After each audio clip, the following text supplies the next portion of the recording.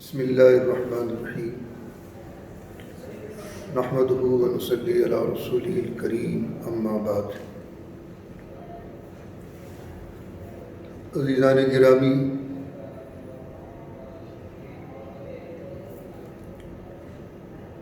آج مسائل الصیام کا 8واں درس ہے۔ کل جمعے کے ختام میں بات رہ گئی تھی، پہلے میں اس کی تکمیل کر لوں۔ فاسٹنگ اینڈ ماڈرن سائنس کے تعلق سے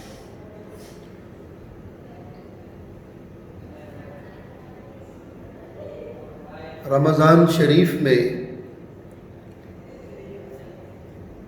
اللہ کے حکم سے بے نمازی بھی نمازی ہو جاتے ہیں،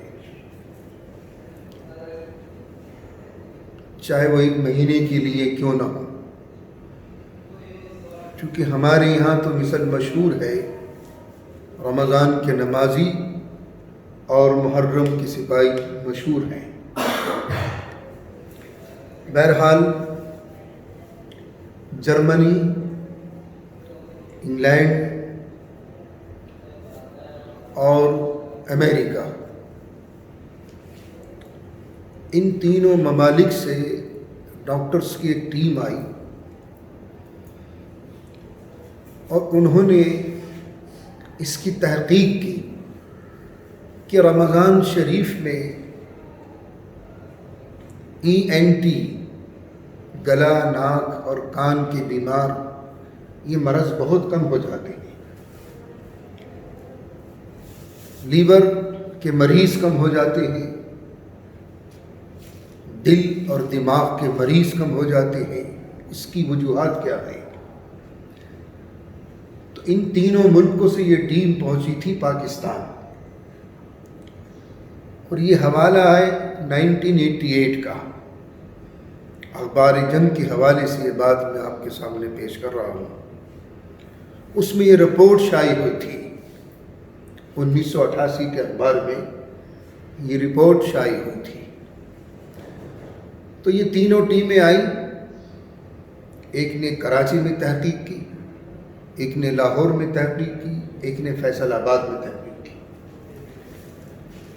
پتہ چلا کہ وضو، جب ہم وضو کرتے ہیں اور 5 وقت کی وضو کرتے ہیں، اور رمضان شریف میں تو تہجد کی بھی ہے، اشراق کی بھی ہے، چاشت کی بھی ہے، پابندیاں ہوتی ہیں، تو اس وضو کی برکت سے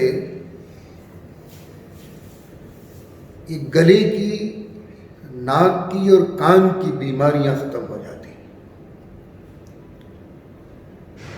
وضو کی برکت سے یہ تمام بیماری ENT جس کو کہا جاتا ہے، گلے سے اوپر کی بیماریاں، یہ ختم ہو جاتی ہیں۔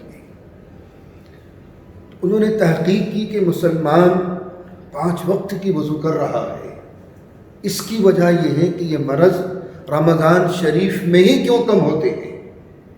اس کی وجہ یہ ہے کہ رمضان شریف میں بے نمازی بھی نمازی بن جاتا ہے 1 مہینے کے لیے، تو اس وضو کی برکت سے اللہ تعالیٰ یہ بیماریاں ختم کر دیتے ہیں۔ اسی طریقے سے روزہ رکھنے سے لیور کی تمام بیماریاں ختم ہو جاتی ہیں، دماغ اور دل اور اعصاب کا کھنچاؤ کم ہو جاتا ہے، دل و دماغ کی بیماریاں کم ہو جاتی ہے روزے کی برکت سے۔ یہ تحقیق مجھے بڑی اچھی لگی تھی، میں کہا آپ حضرات تک پہنچا دوں، کیونکہ یہ موضوع بھی میرا ہے فاسٹنگ اینڈ ماڈرن سائنس کا صبح کے درس میں۔ دوسری فضیلت ہے وضو کے بعد کی، یہ حدیث مبارکہ ہے، حضور صلی اللہ علیہ وسلم نے ارشاد فرمایا، جو میرا امتی وضو کرنے کے بعد سورۃ القدر پڑھ لے، اِنَّا أَنزَلْنَاهُ فِي لَيْلَةِ الْقَدْرِ وَمَا أَدْرَاكَ مَا لَيْلَةُ الْقَدْرِ لَيْلَةُ الْقَدْرِ خَيْرٌ مِّنْ أَلْفِ شَهْرٍ تَنَزَّلُ الْمَلَائِكَةُ وَالرُّوحُ فِيهَا بِإِذْنِ رَبِّهِم مِّن كُلِّ أَمْرٍ سَلَامٌ هِيَ حَتَّىٰ مَطْلَعِ الْفَجْرِ۔ چھوٹی سی صورت ہے 30ویں پارے کی. وہ دعا تو ہم پڑھتے ہیں وضو کے بعد، اشہد ان لا الہ الا اللہ وحدہ لا شریک لہ واشہد ان محمدا عبدہ ورسولہ اللہم اجعلنا من التوابین واجعلنا من المطہرین اللہم اجعلنی من عبادک الصالحین. یہ دعا ہم پڑھتے ہیں، لیکن اس دعا کے بعد اگر کسی نے سورہ قدر پڑھ لی میرے امتی نے وضو کے بعد میں، تو اللہ رب العزت والجلال اس کے 40 سال کے گناہ معاف کر دیتا ہے. 40 سال کے گناہ معاف ہو جاتے ہیں اور اس کی بینائی، آنکھوں کی روشنی ہمیشہ قائم رہتی ہے. یہ تو چھوٹا سا عمل ہے، یہ بھی آپ کر لیں تو زیادہ بہتر ہے کہ وضو کے بعد سورہ قدر پڑھ لیا کریں. یاد نہیں تو یاد کر لیجئے. مسائل الصیام کا پہلا مسئلہ، روزے کی حالت میں ماں اپنے شیر خوار بچے کو دودھ پلا سکتی ہے. شیر خوار کہتے ہیں دودھ پیتا بچہ. روزے کی حالت میں ماں اپنے شیر خوار بچے کو دودھ پلا سکتی ہے، اس سے روزہ نہیں ٹوٹتا اور نہ وضو ٹوٹتا ہے. یہ بھی یاد رکھیں، دودھ پلانے سے وضو بھی نہیں ٹوٹتا نہ روزہ ٹوٹتا ہے. دوسرا مسئلہ ہے روزے کی حالت میں اپنی بیوی کے ساتھ بوس و کنار کرنے کا حکم. یہ اس صورت تک تو جائز ہے جب تک کہ شہوت برانگیختہ نہ ہو اور جمع کا خطرہ ہو جائے صحبت کا. اس سے پہلے تو آپ اپنی بیوی کے ساتھ روزے کی حالت میں بوس و کنار کر سکتے ہیں، لیکن اگر شہوت کے برانگیختہ ہونے کا خطرہ ہے اور پھر اس سے جمع کا بھی خطرہ ہو سکتا ہے تو پھر قریب نہ جائیں دن کے حصے میں. اس کے لیے رات پڑھیے. رمضان شریف میں رات میں صحبت کرنے میں کوئی حرج نہیں، لیکن روزے کی حالت میں بوس و کنار سے بھی اعتراض کیا جائے. تیسرا مسئلہ ہے روزے کی حالت میں سویا، دن میں سو گیا، بدخوابی سے اہتمام ہو جائے. تو روزے کی حالت میں اگر وہ دن میں سو گیا اور بدخوابی سے اہتمام ہو گیا تو اس سے روزہ نہیں ٹوٹتا. اب آئیے موبائل کے مسائل. یہ مسائل و موبائل ایک کتابچہ ہے اور ایک میرے ساتھی ہیں، بڑے نیک ہیں اور صاحب علم ہیں، صاحب عمل ہیں، مفتی سلمان منصور پوری دامت برکاتہ، مدرسہ شاہی مراد آباد میں افتاء کے منصب پر فائز ہیں. تو ان کا یہ کتابچہ میرے ہاتھ لگا ہے مسائل و موبائل کے نام سے، اور یہ شروع سے ہی بہت نیک طبیعت رہے ہیں، باصلاحیت عالم ہیں، ہندوستان کے معروف علماء میں ان کا شمار ہے.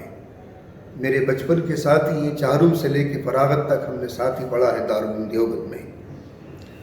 تو ان کا اس کتاب کے حوالے سے جو کتابچہ ہے چھوٹا سا، مسائل الصیام تو میرا کتابچہ ہے اور مسائل موبائل مفتی سلمان صاحب منصور پوری دامت برکاتہ کا کتابچہ ہے. تو یہ موبائل کے جو مسائل ہے یہ اس کتاب کے حوالے سے ہیں.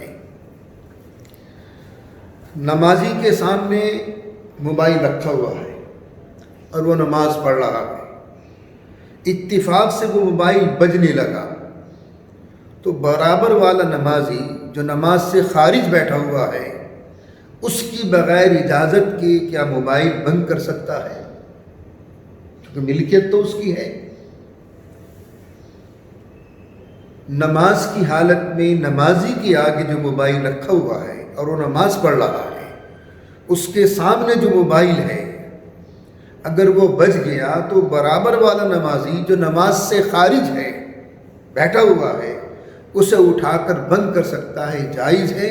اس میں ملکیت کا تصرف نہیں ہے، بلکہ اس کے لیے بھی بھلائی ہے اور دیگر نمازیوں کے لیے بھی بھلائی ہے، تاکہ ان کے خشوع میں، ان کے خضوع میں کوئی خلل واقع نہ ہو۔ تو برابر والا نمازی جو نماز سے خارج ہے، بیٹھا ہوا ہے، اس بجتے ہوئے موبائل کو بند کر سکتے ہیں، جائز ہے، اس میں کوئی حرج نہیں ہے۔ انشاءاللہ باقی تفصیل کل آئے گی۔